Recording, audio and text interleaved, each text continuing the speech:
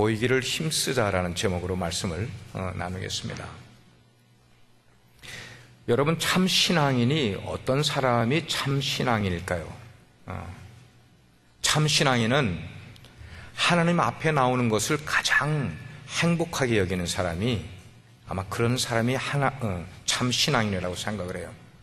하나님은 어제도 오늘도 그리고 내일도 영원토록 우리를 계속 하나님 앞으로 나아오라고 불러주시는 하나님이세요. 그 하나님께서 은혜를 주시기 위해서 오늘도 우리를 이곳으로 초대를 해주셨고, 우리를 기다려주시며, 우리가 그분 앞에 모일 때마다 인자한 아버지처럼 우리를 만나주기를 원하시는 분이 우리가 지금 예배하는 하나님이심을 기억해 주시기를 바라요. 오늘 말씀, 모이기를 패하는 어떤 사람들의 습관과 같이 하지 말고 오직 권해서 그날이 가까움을 볼수록 더욱 그리하라, 더욱 그리하라. 뭐 하라는 거예요? 모이기를 더욱 힘쓰라. 언제이기 때문에, 그날이 점점 가까워 오고 있기 때문에. 우리는 지금 그날이 어떤 날인지를 다 알고 계시라고 믿어요. 근데 이 말씀을 하신 배경을 우리가 이해를 하면 좀 특별한 사연이 있어요. 히브리서 기자가 이렇게 아주 심각하게 모이기를 피하는 어떤 사람들의 습관이 있는 것을 경계하면서 그런 것을 너희들이 쫓아가지 말라, 그렇게 하지 말라 하고 경계의 말씀을 주실 때에는 그때의 상황이 어떤지를 우리는 이해를 하면은 이 말씀의 심각성을 더 잘 이해할 수가 있을 것이에요. 그 당시에, 이 히브리서가 기록될 당시에 비두니아 지역을 다스리고 있는 총독이 있었어요. 총독은 황제의 명을 받아서 그 지역을 황제의 권한을 가지고 다스리는 사람. 그 총독, 플리니우스라는 총독이 기독교인들에 관한 문제로 인해서 고발을 하나를 받았어요. 고발을 받았단 말이에요. 그 사건을 접수를 했는데, 총독이 자기 힘으로 이 그리스도인에 관한 이 문제를 해결하려고 하다 보니까 이게 너무나 어렵게 느껴진 거예요.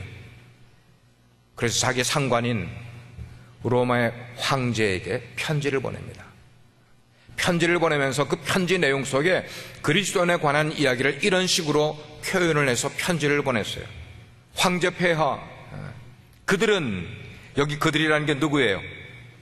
그리스도인들은 어떤 날에는 동이 트기도 전에 그들은 모임을 갖는 사람들입니다. 그리고 그 사람들은 예수가 마치 신인 것처럼, 예수라는 사람을, 그 사람은 이미 죽고 없는 사람인데 그를 신처럼 찬송하고 그를 숭배하는 사람들입니다.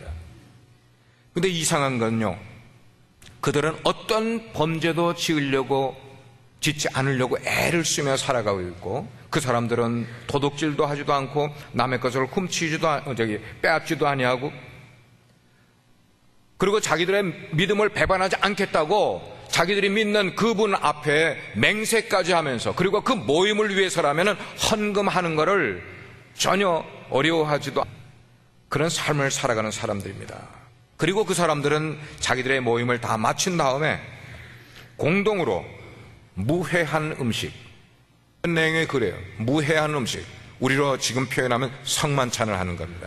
그 사람들은 그 성만찬을 하기 위해서 흩어졌다가 다시 회집해서 그 일을 하곤 하는 사람들입니다. 이렇게 플리니우스라는 총독이 로마의 황제에 보낸 편지의 내용, 그런 내용이 있는 것처럼 그리스도인들은 그 당시에 일주일에 한 번씩 그렇게 모여서 예배하곤 했었어요. 자, 그런 예배 생활을 살아가고 있는데 로마의 핍박이 점점 거세지는 거예요. 핍박이 거세진다는 것은 그들이 예배로 모이는 것도 쉽게 모이지 못할 정도로 눈을 피해야만 되고, 잡히면은 감옥에 들어가든지 더 심한 고문을 받든지 죽임을 당하는 이런 핍박이 점점 심해지게 되면서 그들이 모이는 그 모임을 꺼려하는 사람들이 생겨나기 시작을 했습니다. 이게 지금 이 말씀이 나온 배경을 설명해 드리는 거예요. 이런 배경을 가진 본문을 오늘 말씀, 모이기를 힘쓰라는 말씀을 가지고 여러분과 한번 나눠보려고 하는 것이에요. 제일 먼저는 하나님은 모이는 곳에 은혜를 주신다는 것이에요. 하나님은 모이는 곳에 은혜를 주신다. 하나님의 말씀은 계속해서 우리에게 모이기를 어려워하지 말라. 모이기를 너희들이 소홀히 하지 말라. 모이기를 폐하려고 하지 말고 너희들이 모이는 대신 흩어지려고 하지 말라고 권면을 하는 거예요. 그런데 실제로 핍박점, persecution, 이 핍박은 점점 더 강해지면서 초대교회 공동체가 흩어지든지 심하게 되면은 와해될 위험감을 느낀 히브리서 기자가 이래서는 안 되겠구나. 자꾸만 성도들이 모임으로부터 빠져서 세상으로 돌아가는 그런 모습을 안타깝게 여기는 가운데 편지를 쓴 내용이 히브리서의 내용이고, 그 가운데 10장의 말씀을 오늘 우리가 읽은 것이에요. 히브리서는 이렇게 말을 하고 있는 겁니다. 제 말로 표현을 하면 그러는 거예요. 여러분이 핍박을 받을지언정, 어려움을 겪을지언정 다시 교회의 본질로 돌아가야만 합니다. 흔들리지 마시길 바랍니다. 믿음을 굳게 붙잡아야만 합니다. 여러분들이 핍박을 당하거든 서로 돌아볼 줄 아시길 바랍니다. 살펴보시길 바랍니다. 서로 사랑하고 좋은 일을 하도록 서로 격려해야 합니다. 무엇보다도 여러분들이요, 모이는 것을, 그런 모이는 일에서 여러분들이 멀어져서 세상으로 다시 돌아가지 말기를 바랍니다. 그런 호소가 오늘 우리가 읽은 히브리서의 내용이었어요. 그러면 이렇게 모이기를 힘쓰라고 하는 그 이유가 뭘까? 왜 모이기를 힘쓰라고 그랬을까? 사람에 대한 하나님의 은혜가 내릴 때 두 종류로 내려요. 우리에게 하나님의 은혜가 내릴 때 첫째는 개인적인 것으로 은혜가 내릴 때가 있어요. 그러나 또 다른 한 종류는 단체적인 것으로 우리에게 은혜가 내릴 때가 있다는 거예요. 여러분, 그리스도인이 되는 것이 단순히 개인적인 문제로만 국한된 것이라면은 우리는 여기 이렇게 모여서 함께 예배할 이유가 하나도 없어요. 개인적인 문제로 끝나는 것이라면 우리는 우리 집에서도 기도할 수가 있고, 우리 집에서도 성경 읽을 수가 있고, 우리 집에서 TV 보면서 그냥 예배할 수도 있을 것이에요. 그러나 개인적인 은혜를 받을 수 있는 길이 있는 반면에 단체적인 은혜를 받을 수 있는 길이 있는데, 이 두 종류를 하나님은 다 우리에게 은혜를 주시는 방편으로 삼고 있는데, 하나님은 개인적인 은혜뿐만 아니고 이 단체적인 은혜를 주시는 바로 그 은혜를, 개인적인 은혜만 사모하다가는 단체적으로 주는 은혜를 우리가 잃어버릴 수 있기 때문에, 놓칠 수가 있기 때문에 이 말씀을 지금 주고 있는 것이에요. 우리가 개인적으로 수많은 기도를 할 수가 있어요. 우리가 믿음으로 기도를 하고 하나님을 온전히 신뢰함으로 기도를 하게 되면 우리가 드린 기도를 개인으로 기도를 해도 응답을 받아요. 그러나 또 다른 종류의 기도, 그것은 단체로 모여서 기도하는 그런 기도로부터 얻을 수 있는 응답은 개인적인 기도를 통해서는 얻을 수 없다는 것이 문제인 것이에요. 성경은 말씀을 합니다. 두세 사람이, 개인이 아니에요. 두세 사람이 내 이름으로 모인 곳에는 나도 그들과 함께하고 그들의 기도 소리를 내가 듣겠다고 말씀하시는 거예요. 믿으시면 아멘 하시기 바랍니다. 그런 거예요. 하나님의 이 단체적인 은혜는 개인이 아니고 모임에서만 나타나는 것이지 개인적으로는 얻을 수 없는 그런 것이에요. 이 말씀은 우리가 모여서 기도하지 않는다면은 많은 기도의 제목들을, 큰 기도의 문제들을 하나님께 아뢰고 그 응답을 받을 수가 없는 것은, 하나님은 개인적으로 기도할 때 응답하는 내용이 있고 단체적으로 모여서 기도할 때 응답하는 내용이 분명히 있기 때문이라는 것이에요.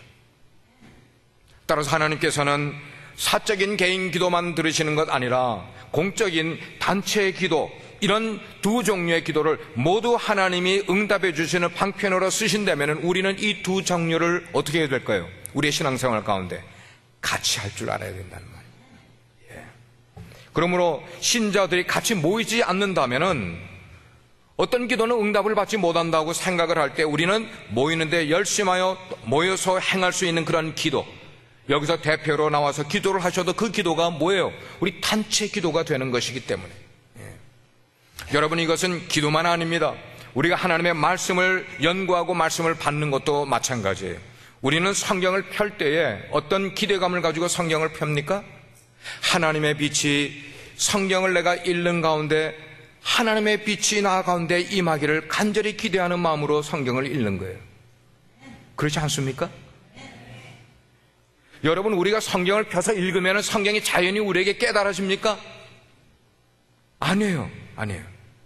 하나님의 빛이 나에게 임하기 전에는 내가 성경을 읽어도 성경이 깨달아지지를 않는 거예요. 제가 하나님의 빛이라고 이야기를 했다고 이상하게 여기는 게 아니라 하나님의 성령의 은혜를 내가 받지 아니하고는 하나님의 성령의 감동이 된 이 말씀을 내가 저절로 읽는다고 깨달아진다고 생각하면 커다란 오산일 수가 있다는 것이에요.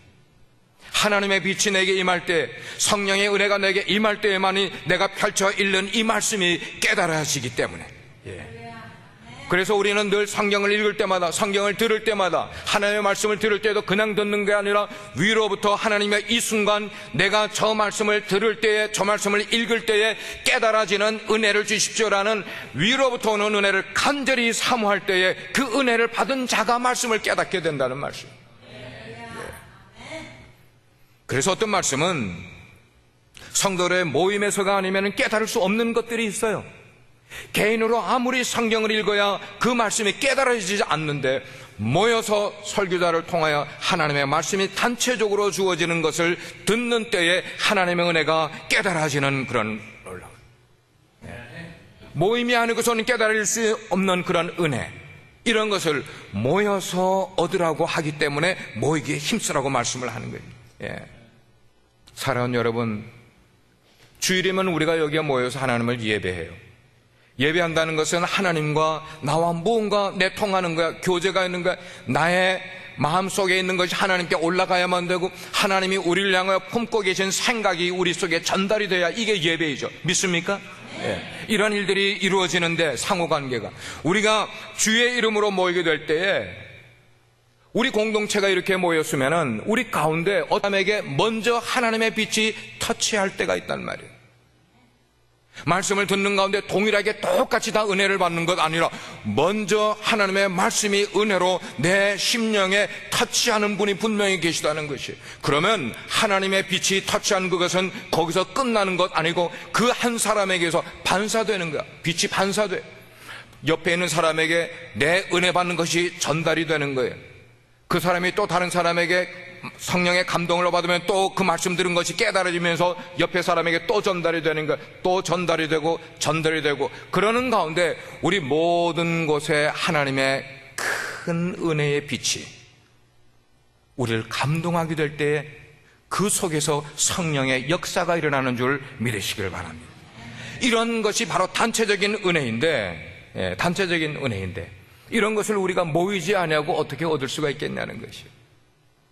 우리가 모이지 아니하고 어떻게 단체적인 은혜를 받을 수가 있겠냐는 것이에요. 만약에 우리가 이런 것 없이, 이런 단체적으로 받는 은혜 없이 개인적인 은혜로만 인생을 살아가기에는 우리 인생이 너무나 힘들고 어렵기 때문에, 기독교는 집단적이에요. 여러분, 기독교는 본질상 개인적인 것 아니라 기독교는 집단적이라는 사실을 늘 기억을 하셔야만 돼요. 그래서 기독교는 성도의 모임을 강조하는 이유가 바로 그것이에요. 여러분, 다른 종교가 모임을 그렇게 강조하는 종교가 어디에 있어요? 다른 종교는 그렇지 않아요. 개인적인 신앙을 추구하는 것이 다른 종교라면은 우리 기독교는 늘 모임을 강조하는, 왜냐하면 우리 신자들이 함께 모이게 될 때 하나님의 특별한 은혜가 그 모임 속에 임하기 때문에, 그런 이유 때문에 성경은 우리에게 계속해서 모이기를 힘쓰라고 말씀을 하고 있는 것이, 구약에서는 하나님의 백성들이 하나님의 모이라고 명하셨을 때 그 모인 공동체를 여호와의 회중이라고 일컬었어요. 구약시대는 여호와의 회중이라고 일컬어서 그 모인 공동체를. 그러므로 하나님의 회중이 되기 위해서는 어떻게 해야 되느냐? 한 곳에 모여야 된다는 것이. 미스바라는 곳에 하나님의 은혜가 임하기 위해서 하나님께서 미스바에 모이라, 하나님의 백성이 모이게 되니까 거기서 성령의 은혜가 모인 모든 회중에게 임하였다고 성경은 기록을 하고 있어요. 신약으로 와서도 마찬가지, 사람들이 위로부터 내리는 그러한 은혜를 받기 위해 모여야 한다고 누누이 말씀하고 있는 거예요. 오늘도 말씀이 그래. 모이기를 피하지 말라. 피하지 마. 이거는 하나의 명령이에요. 이러한 모임을 피하기, 아니 우리가 그 모임이 있는데 그 모임을 기피하게 되면은 우리가 은혜를 받지 못하기 때문에, 예, 그렇습니다. 성도가 모이는 것을 기피하는 것은 어쩌면 성도로서의 어리석은 행동이에요. 성경에는 성도들이 함께 모인 수많은 예들이 많이 나와 있고, 우리 주님께서도 사도 베드로도 그리고 사도 바울도 모여야 되는 그 중요성을 누누이 말씀을 하셔요. 우리 주님께서 그랬잖아요. 제자들하고 3년 이상을 같이 공생애를 하는 동안 제자들을 자주 만났어요. 그러나 때로는 주님이 중요한 일에는 베드로 혼자도 만나 주셨지만, 야고보 혼자도 만나 주셨지만, 우리가 성경을 보게 되면 대부분의 주님이 제자들을 대하실 때는 제자들을 어떻게 대하셨어요? 소그룹으로, 모임 가운데 함께 교제하시는 모습을 보게 되는 거예요. 예. 거기에다 더 많은 관심을 주셨다는 것이에요. 제자들과 모이기 위해서는 배 안에서도 모였습니다. 가정에서도 모였습니다. 산 위에 올라가서도 모였습니다. 제자들과 함께 만나기 위해서라면 광야의 뜰에 나가셔서도 예수님이 제자들과 함께 모임을 가지셨어요.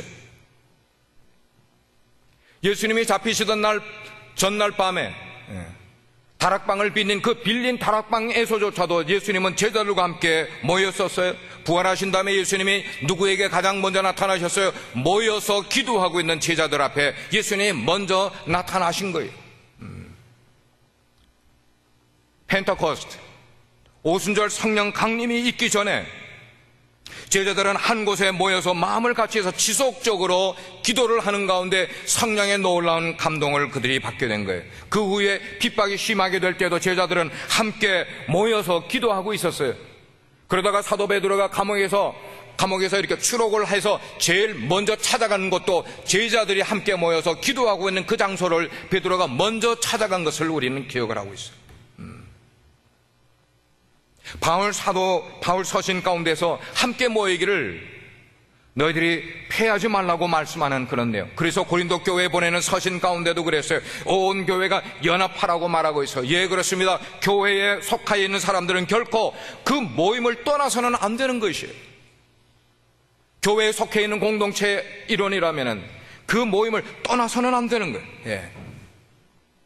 헬라어로 에클레시아라는 말이 있어요. 교회예요, 교회.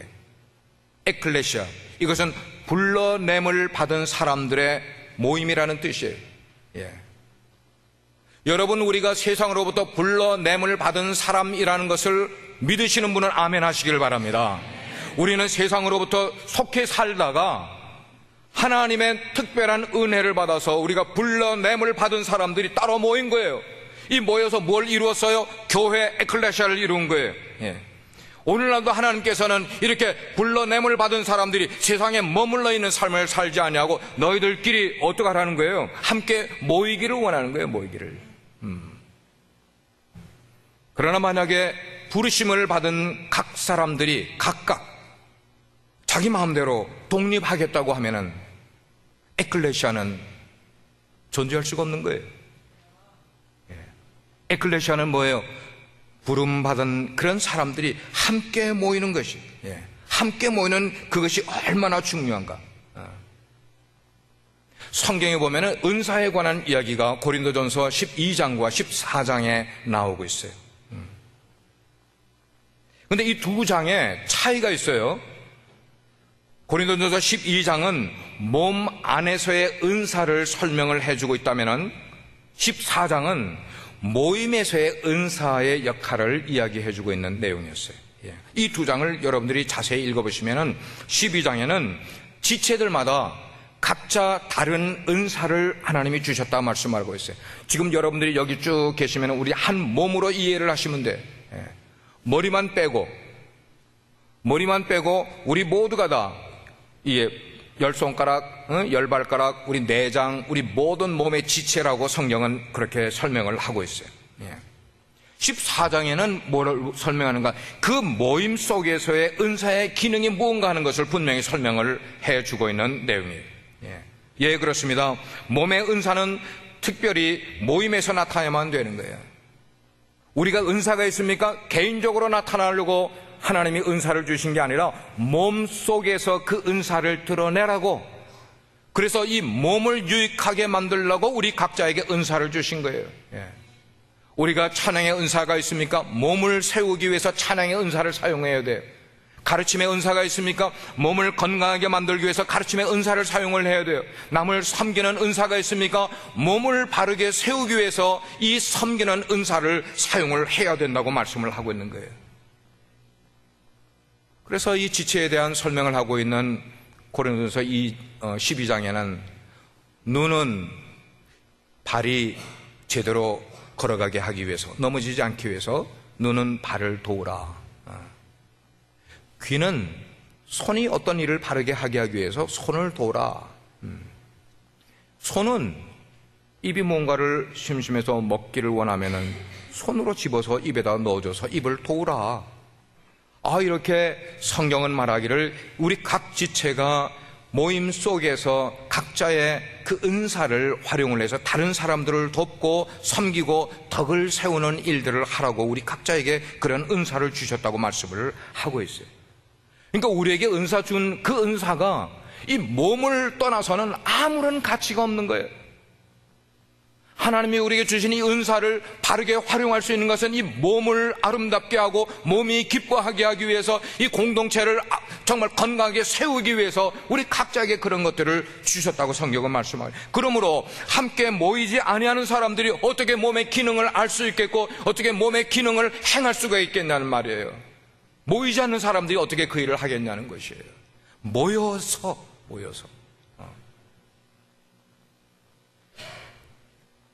출애굽을 한 백성들이 광야를 지날 때에 오늘도 대표기도 하는 목사님이 그런 기도를 하셨어요. 제 설교하고 아주 잘 맞는 기도를 하셨어요. 이스라엘 백성들이 성막을 하나님의 명령에 따라 만들잖아요. 성막이 이렇게 만들어지면 성막은 바깥 뜰이 있어요. 그리고 그 텐트 안에 성막이 있고 그 성막에도 보면은 제사장만 들어가는 성소가 있고 대제사장만 들어가는 또 Holy of Holies, 지성소라는 곳이 있어요. 바깥뜰에는 햇빛이 비쳐서 자연적인 빛을 받아서도 보이게 돼요. 그러나 이 성막 속으로 들어가 성소에 들어가면은 성소가 텐트로 가려져 있기 때문에 거기는 빛이 필요해. 그럴 때 제사장이 감람류, 우리로 말하면 올리브 오일을 등잔에다가 올리브 오일을 넣고 거기다가 심지를 박아서 거기다 불을 붙여 그래 성소를 밝히게 만들어줘요. 근데 지성소에 들어가면은 아무런 빛이 있을 수가 없어요.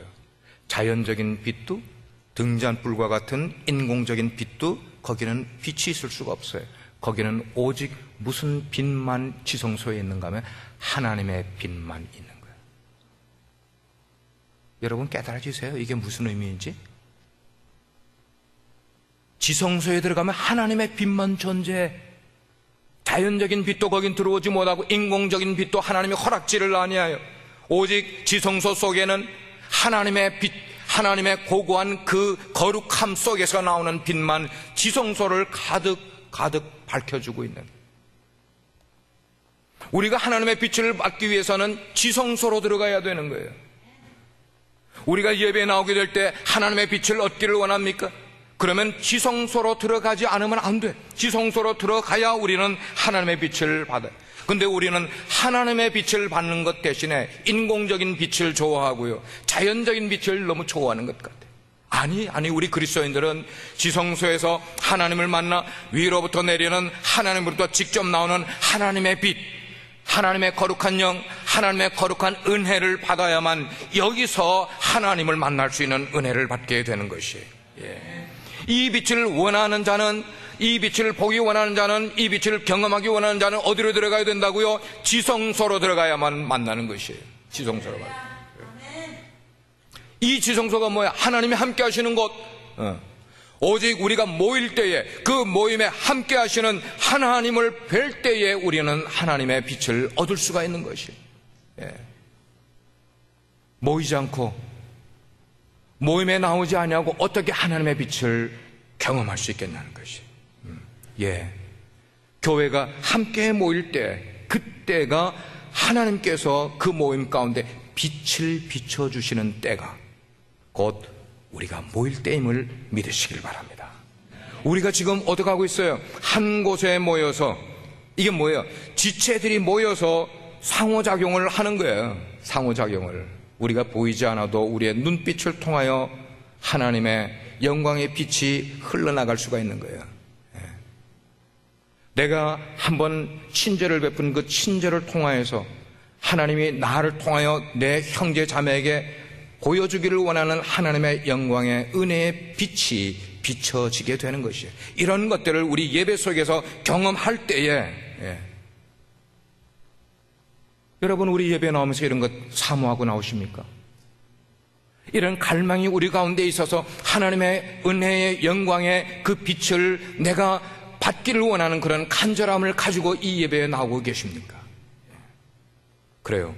많은 신령한 일들이 우리 몸 안에서, 즉 우리의 모임 가운데서 이루어지는가, 이 모임을 통하여 우리는 많은 것을 배울 수가 있고 경험할 수가 있는 거예요. 이 모임을 벗어나서는 단체적으로 하나님이 우리에게 주시는 그 놀라운 은혜를 경험할 수가 없기 때문에 우리는 모이기를 어떻게 해야 돼요?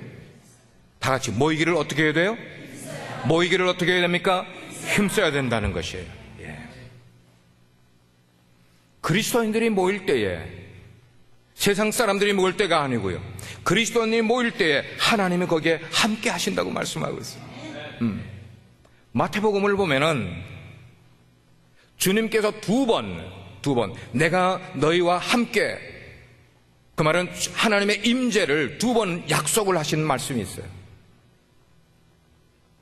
먼저는 마태복음 28장 20절에 보니까 그렇게 말씀해요. 내가, 하나님이 말씀하신 거예요. 주님이 말씀하신 거예요. 세상 끝날까지 너희와 항상 함께 있으리라. 할렐루야.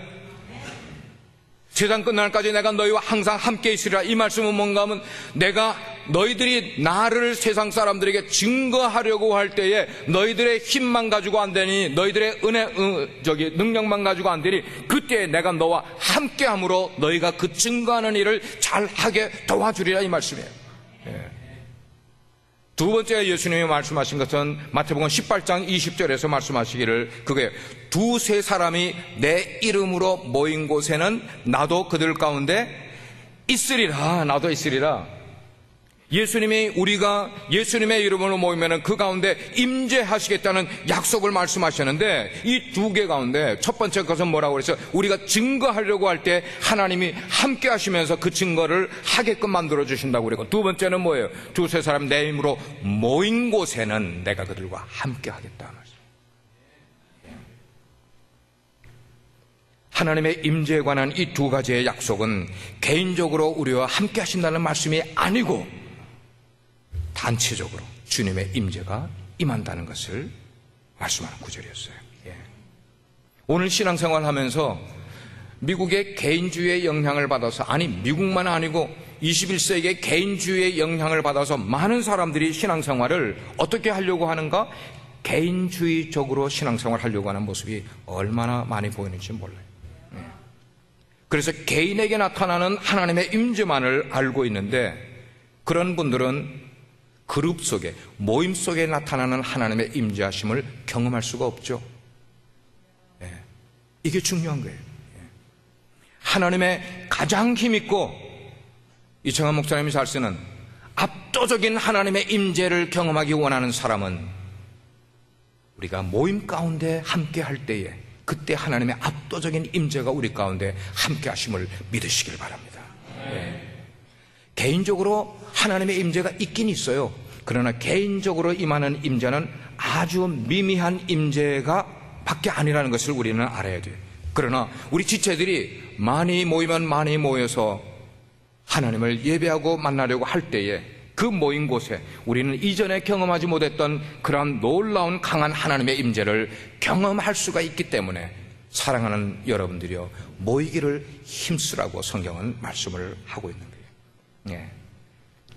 여러분들이 주일날 나오실 때마다 이런 하나님의 임재를 내가 정말로 갈망하면서 나오기를 원하시는 분 되기를 주의 이름으로 축원드립니다.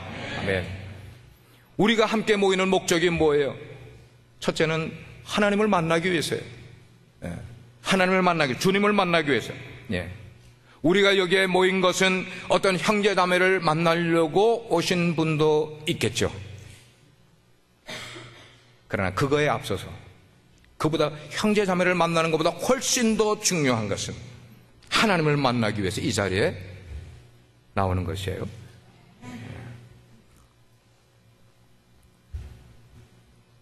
제 마음에 이 설교를 하면서 몇몇 사람들을 떠올리면서 안타까워하는 거예요. 안타까워요. 하나님 앞에 예배하러 나오지 못하고 있는, 아니 그거를 사모하지도 못하고 있는, 그래서 이런저런 교회 나와서 주일날 봉사는 해요. 봉사는 하는데 예배는 드리지 못하고 있는 사람, 그 사람들 생각을 하니까 너무 마음이 안타까운 거예요. 이 말씀을 드려야 되는데 없잖아요. 여기 지금 주일날 교회는 오는데 없어요.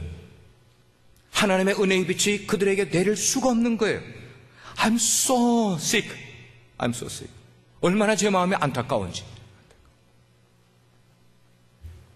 그러므로 우리는 예배를 드릴 때에 전심으로 주님을 만나는데 우리의 심혈을 집중을 해야 돼. 그래서 설교자를 통하여서 하나님의 말씀을 들을 때 그 말씀 가운데서 주님을 만나야만 되는 거예요. 그리고 주님이 주시는 그 말씀을 내 가슴에 담고 이 자리를 떠나가야죠. 이게 주일날 우리가 얻을 수 있는 최고의 축복 아닙니까? 모임의 또 다른 목적은 나의 믿음이 식지 않기 위해서예요. 여러분들을 왜 성경은 모이기에 힘쓰라고 말씀을 하고 있는가 하면 우리가 예수님을 믿고 구원받은 자 아닙니까? 맞습니까? 우리가 구원받은 자라면 우리는 뭘 유지해야만 됩니까? 내 믿음을 유지해야 되는데 모임에 나오지 않냐고 그러는데 믿음이 유지가 되지 않으니까. 예. 믿음은 제가 설명을 하면 장작불과 같아요. 장작불과. 여기 장작불이 타고 있어요. 지금 타고 있는데 이 장작불을 이거 하나씩 이렇게 장작을 다 떨어 놓으면은 처음에 불이 잘 타다가도 따로 떨어 놓으면은 이 장작불 하나하나가 어떻게 됩니까? 어떻게 되죠? 우리 그거 알아요? 몰라요? 알고 있는데 우리의 실제 신앙생활 속에서 못하고 있어요. 내가 혼자 떨어져 있으면 내 장작의 불이 식어져 간다는 사실을 모르는 거예요. 그러나 내가 식어져 가는 장작불이었다 할지라도 이 저그마한 것들이 한꺼번에 장작불이 더미로 모이게 되면은 서로서로 불씨를 튕겨주는 거예요. 튕겨줘. 그래서 이 불씨가 점점 커져서 처음에 나 혼자 있을 때는 장작불이 꺼져가는 것 같은 믿음의 삶이었지만 모임 속에 들어오고 나니까, 장작 더미 속에 들어오고 나니까 이 장작불이 점점 활활 타오르는 장작불을 우리는 기대할 수 있지 않겠냐는 거예요. 예. 하나님 우리를 다시 살려주기를 원하세요. 우리의 믿음이 다시 소성하기를 원하세요. 우리의 믿음이 회복되기를 원하세요. 그래서 주님은 모이기에 힘쓰라고 오늘도 강하게 말씀을 하시는 거예요. 우리가 흩어지면 우리의 믿음이 어떻게 되는 거예요? 우리 흩어지는 바로 그 순간부터 우리의 신앙도 죽어가게 된다는 말이에요. 사랑하는 성도 여러분, 성령은 이제 주님이 다시 오실 때가 가까우면 가까울수록 나타나는 징조 가운데 한 가지가 뭐냐면 사람들이 모이기를 폐하는 것을 즐거워하기 시작을 한다. 모이는 것을 점점 폐하고 싶어 한다는 거예요. 예. 여러분, 이 현상이 21세기에 지금 일어나고 있지 않냐는 것이에요. 예. 오늘날 우리 주변에 있는 교회들이, 멀리 있는 교회들이 통계상으로 보게 될 때 얼마나 많은 교회들이 약해져 가고 있고 얼마나 많은 교회들이 주일이 지나면 문을 닫는 교회들이 얼마나 많이 있냐는 거예요. 미국에서만도 4,000교회가 문을 닫고 1년에 1,000교회가 개척이 되고 있어요. 3,000개 교회가 줄어들어 가고 있어요. 1년에. 한국은 1,000교회가 줄어져 가고 있고. 하나님은 이 사실을 아시면서 말세를 살아가는 우리 성도들에게 경계하고 그러는데 뭐예요? 모이기를 힘쓰라고 말하고 있는데도 불구하고 우리는 그 소리를 듣지 아니하고. 왜? 이렇게 보니까 모이지 않으니까 좋은 것 같아요. 남들에게 관심을 쓸 필요도 없는 거예요. 안 모여도 전혀 부담이 느껴지지 않는 거예요. 위기의식도 생겨나지 않는 것 같아요. 모이지 않게 되면은 서로 돌아볼 필요도 없는 것이고 서로의 필요를 채워줄 이유도 없는 것이고 나는 나대로 살면 되는 것이고 그뿐만입니까? 상처 주고 받을 일도 없는 것 같이 생각이 들어가는 거예요. 모여서 상처 주느니 차라리 모이지 않고 상처 주고받지 않는 게 좋지 않겠나. 이런 생각 해본 적 없어요, 여러분? 여러분, 이런 생각들, 이런 마음들은 우리 인간의 마음을 너무나 잘 알고 있는 우리에게 가져다 준 사탄의 계략인 것을 우리는 깨달아야 돼요. 아멘. 좀 이럴 때 크게 아멘! 아멘! 아멘! 사탄을 이겨야 된단 말이에요. 사탄을 이겨야 돼. 왜 넘어가냐는 거예요. 왜? 우리는 어떻게 하든지 내가 속해 있는 공동체에 모이기를 피하는 어떤 습관을 내가 만들어가면 안 되는 거예요. 우리가 공동체로 있으면서 서로 실수해서 상처를 줄 수도 있어. 서로 상처를 줬어도 서로 눈물로 용서를 하고 용서를 받아주면 되는 거예요. 그렇지 않아요? 우리 기독교 공동체입니까? 한 사람이 넘어지면 가서 그 사람을 일으켜주면 되는 거예요. 싸매주면 되는 거예요. 위로해주면 되고 격려해주면 되는 것이에요. 예. 이렇게 하면서 우리 모두는 함께 이 빛과 소금의 교회라는 방주를 타고 하늘나라 갈 때까지 그냥 가야죠. 같이 가야죠. 예. 그래서 주님 오실 날이 가까우면 가까이 올수록 우리는 더욱더 모이기에 힘쓰는 하나님의 백성들이 될 수 있기를 주의 이름으로 축원합니다. 그리스도의 피로 거듭난 사람들은 이 복음을 굳게 잡아야 되는 거예요. 그리고 그 복음으로 서로를 격려하는 거예요. 서로를 돌아보는 거예요. 서로의 필요가 무언가를 채워주는 거예요. 그러면서 우리의 믿는 도리를 굳게 잡고 이 세상을 넘어지지 아니하고 승리하는 여러분 되기를 주의 이름으로 축원합니다. 성경 말씀이 거듭 강조하는 것은 결코 모임 속에서 성령을 거스르지 말라고 말씀하는 거예요. 이게 가장 중요한 메시지예요. 너희들이 공동체로 모이느냐 그 속에서 성령이 하시는 일을 거슬려 하지 말라는 거예요. 성령을 거스르면 성령이 주시는 은혜와 축복을 우리가 잃어버리기 때문에. 예. 성령을 거스르지 말라. 성령을 거스르면 신령한 축복을 잃어버릴 때니까. 예. 그러나 반대로 우리가 서로 세워주고요, 다른 사람을 그 덕을 세우는 그런 일들을 우리가 계속 만들어 가게 되면 그것으로 인하여 우리 공동체를 통하여 성령님이 높임을 받으신다면, 우리 공동체를 통하여 하나님이 높임을 받고요, 우리 공동체를 통하여 예수 그리스도의 이름이 높임을 받으시면 이것이 우리가 누리는 가장 커다란 축복인 거예요.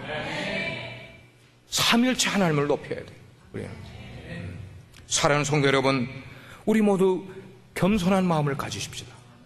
예. 서로 나보다 남을 낮게 여기고, 예, 자기의 말하는 것이 다른 사람에게 덕이 되지 않을지를 우리가 먼저 생각을 해보면서 말하기에 앞서서, 그리고 남을 아프게 하는 그런 말이라면은 한 번 더 생각을 하면서 말을 아끼는 그런 모습. 이게 공동체를 살아가는 거예요. 그래서 우리 공동체가 보다 더 든든해지기 위해서는 정말로 겸손을 계속 좀 배워가십시다. 예. 우리가 더 겸손해지면은 대번에 드러나는 게 있어요. 지금도 겸손하셔요. 우리가 더 겸손하면은 새로운 분이 우리 모임 속에 들어왔다가 우리의 모습을 보고 하나님의 임재를 대번에 경험해. 우리가 겸손하지 않으면 사람들이 우리 공동체 속에 들어왔다가 하나님의 임재를 경험 못하니까 떠나는 거예요. 어떻게 하면 된다고요? 따라하시기 바랍니다. 더 겸손해지자. 더 겸손해지자. 예. 우리가 더 겸손해지면은 그런 모습들이 우리 청년부 속에서도 일어나고, 유스 속에서도 일어나고, 우리 각 목장 속에서도 일어나고, 우리 교회 속에서도 일어나고, 우리가 더 겸손해지면 다른 사람들이 우리 공동체 속에 들어왔다가 우리의 겸손함 속에 계시는 하나님의 임재를 보게 되는 거예요. 사랑하는 여러분, 우리가 잘 모여야 우리의 믿음도 자라고 서로 사랑할 수가 있게 되고요, 우리가 잘 모이게 될 때 하나님의 은혜가 우리 가운데 정말 넘치게 임할 거예요. 특별히 언제요? 주님의 재림이 가까워오면 가까워올수록 우리가 더 열심히 모여야 인생을 살 때 잘못된 길로 빠지지 아니하고 잘 모이면 하나님의 은혜야 우리 믿음을 지켜나갈 수 있게 되는 것이에요. 예. 교회와 성도들 다 동일해요. 하나님께 함께 모여 우리가 예배하게 될 때 우리 공동체는 건강해질 수 있게 되는 거예요. 예. 이 사실을 아는 우리만 아는 게 아니라 누가 또 할까? 사탄이 알아.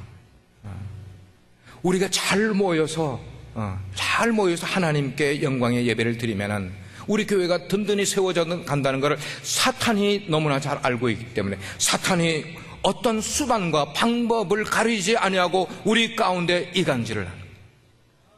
우리를 벌려놓는 거예요. 예. 성도의 모임을 폐하려고 하는 거예요. 모임을 떠나게 만들려고 하는 거예요. 누구의 작용이에요? 사탄의 작용인 거예요. 사람들 나이가 모임을 기피하게 만들어, 모임을 폐하려고 만들어, 싫어하게 만들어. 그러나 주님의 재림을 기다리는 모든 성도들은 모이기에 더욱 힘을 쓰는 성도가 되어야만 되는 것입니다. 기도업계는 우리 빛과 소금의 교회 공동체는 그동안 어려운 길을 걸어가고 있지만 하나님의 은혜로 하나님께서 말씀을 통하여서 은혜를 새롭게 만들어줄 줄 믿습니다. 그래서 여러분들은 정말 함께 모일 때마다 말씀을 사모하는 모임을 가지시기를 바라고 열정으로 기도하는 모임 되시기를 바라고요. 서로를 돌아보시면서 서로를 권하시면서 사랑과 선행으로 서로를 더 세워줄 수 있는 그런 아름다운 그리스도의 덕을 끼치는 공동체가 되기를 주의 이름으로 축원합니다. 기도하시겠습니다. 사랑하시는 주님, 주께서 우리를 사랑하시는 줄 믿습니다. 우리가 주의 말씀을 순종하지 못하여서도 주님은 여전히 우리를 사랑하셨고, 우리가 주의 말씀에 순종하지 못하였어도, 우리가 겸손하지 못하였어도 여전히 주님은 우리를 사랑하시고 우리를 이곳에 초대해 주셨습니다. 아버지 하나님, 우리로 깨닫게 하시고 이제는 우리를 향하신 그 주님의 은혜에 보답하는 우리 공동체가 되어서 주님을 모일 때마다 기쁘게 해드리고 주의 이름을 높여드리고 성령님의 역사를 높여드릴 수 있는 교회로 삼아 주시옵소서. 예수님의 이름으로 기도합니다. 아멘.